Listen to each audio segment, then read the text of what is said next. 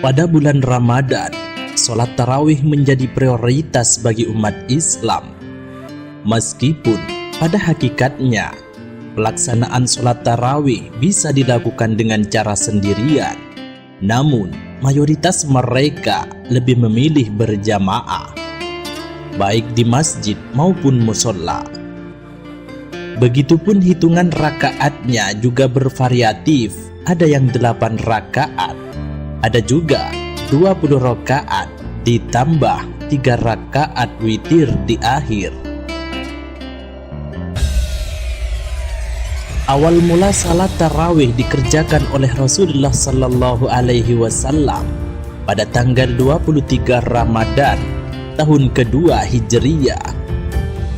Rasulullah Sallallahu Alaihi Wasallam pada masa itu mengerjakannya tidak selalu di masjid, melainkan beliau kadang mengerjakannya di rumah.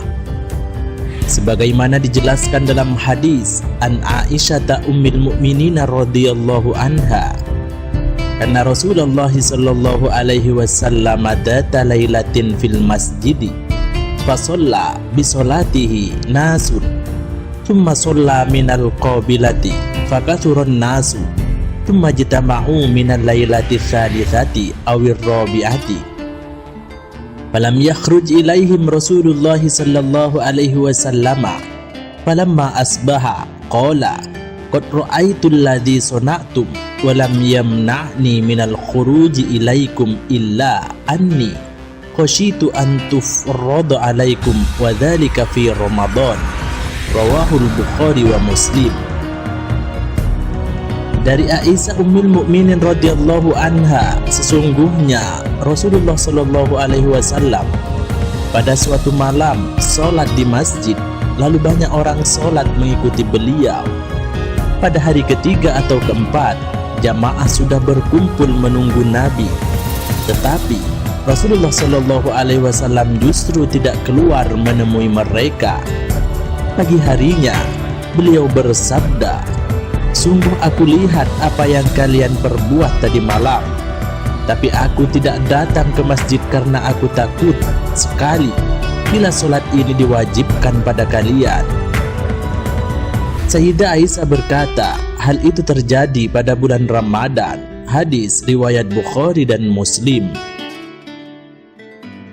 Hadis ini dengan tegas menyatakan bahwa Nabi Muhammad Sallallahu Alaihi Wasallam memang pernah melaksanakan sholat tarawih pada malam awal-awal bulan Ramadan, hingga akhirnya saat melihat antusiasme yang begitu tinggi dari sahabat-sahabat beliau, Nabi justru mengurungkan niatnya datang ke masjid pada hari ketiga atau keempat. Pertama, alasan beliau khawatir sewaktu-waktu Allah menurunkan wahyu yang mewajibkan salat tarawih kepada umatnya. Tentu hal tersebut bakal memberatkan umat generasi berikutnya yang belum tentu memiliki semangat yang sama dengan para sahabat Nabi itu. Kedua, beliau takut timbulnya salah persepsi di kalangan umat bahwa sholat tarawih wajib karena merupakan perbuatan baik yang tak pernah ditinggalkan Rasulullah Sallallahu Alaihi Wasallam. Kemudian pada masa Khalifah Abu Bakar radhiyallahu anhu, umat Islam melaksanakan sholat tarawih secara sendiri-sendiri atau berkelompok 3, 4 hingga 6 orang. Saat itu belum ada sholat tarawih berjamaah dengan satu imam di masjid. Ketetapan tentang jumlah rakaat salat tarawih pun belum tertuang secara jelas. Para sahabat ada yang melaksanakan sholat 8 rakaat kemudian menyempurnakan di rumahnya. Sholat tarawih ini berubah keadaannya ketika Umar bin Khattab berinisiatif untuk menggelarnya secara berjamaah.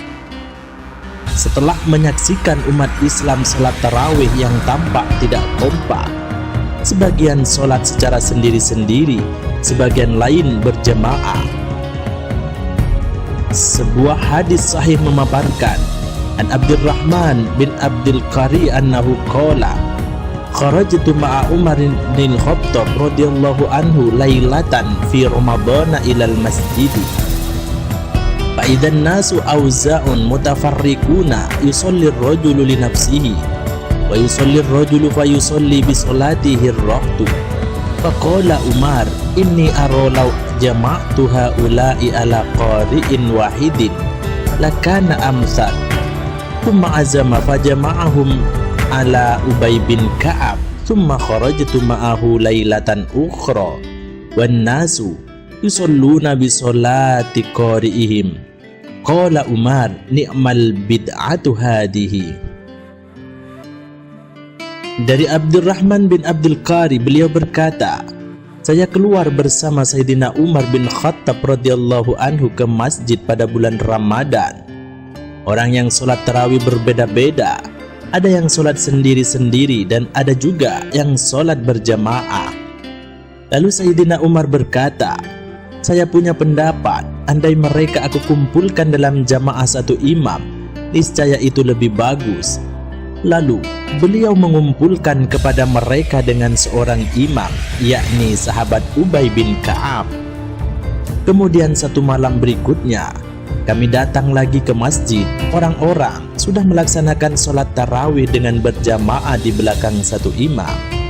Umar berkata, sebaik-baiknya bid'ah adalah ini. Hadis riwayat Bukhari. Hadis ini juga diperkuat oleh hadis lain.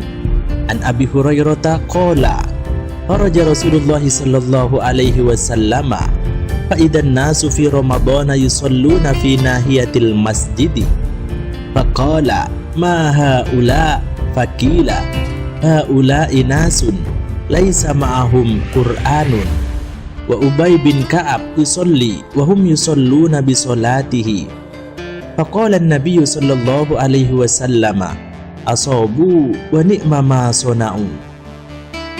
Dari Abi Hurairah radhiyallahu anhu, beliau berkata, Rasulullah sallallahu alaihi wasallam keluar dan melihat banyak orang yang melakukan sholat di bulan Ramadan di sudut masjid. Beliau bertanya, siapa mereka?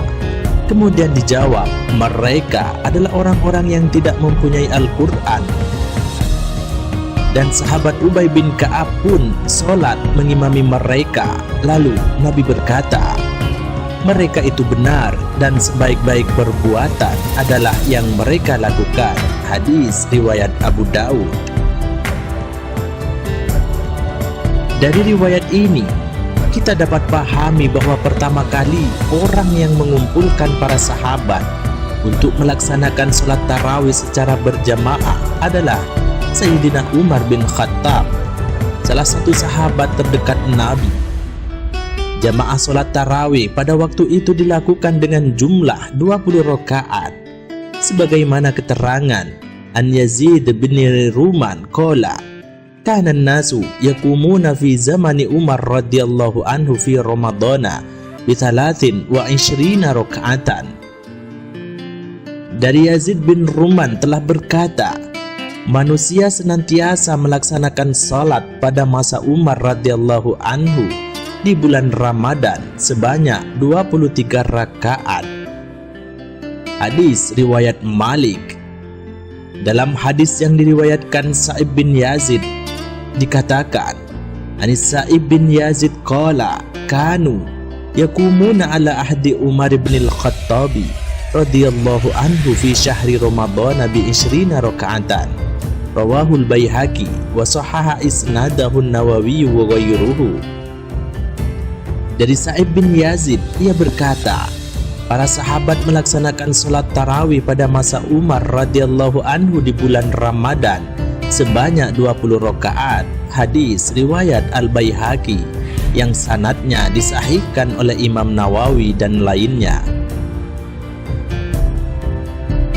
Inisiasi Sayyidina Umar bin Khattab tak hanya disetujui, tapi juga dipraktikkan para sahabat Nabi yang lain kala itu, termasuk Sayyidah Aisyah, istri baginda Nabi.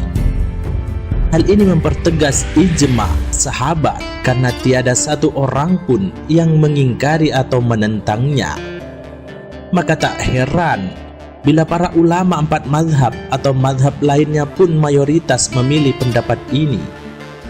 Inisiatif Sayyidina Umar yang kemudian diikuti para sahabat dan ulama setelahnya adalah sangat wajar bila kita melihat sabda Nabi, anna Rasulullahi qala innallaha ja'alal haqqo ala lisani Umar wa qalbi.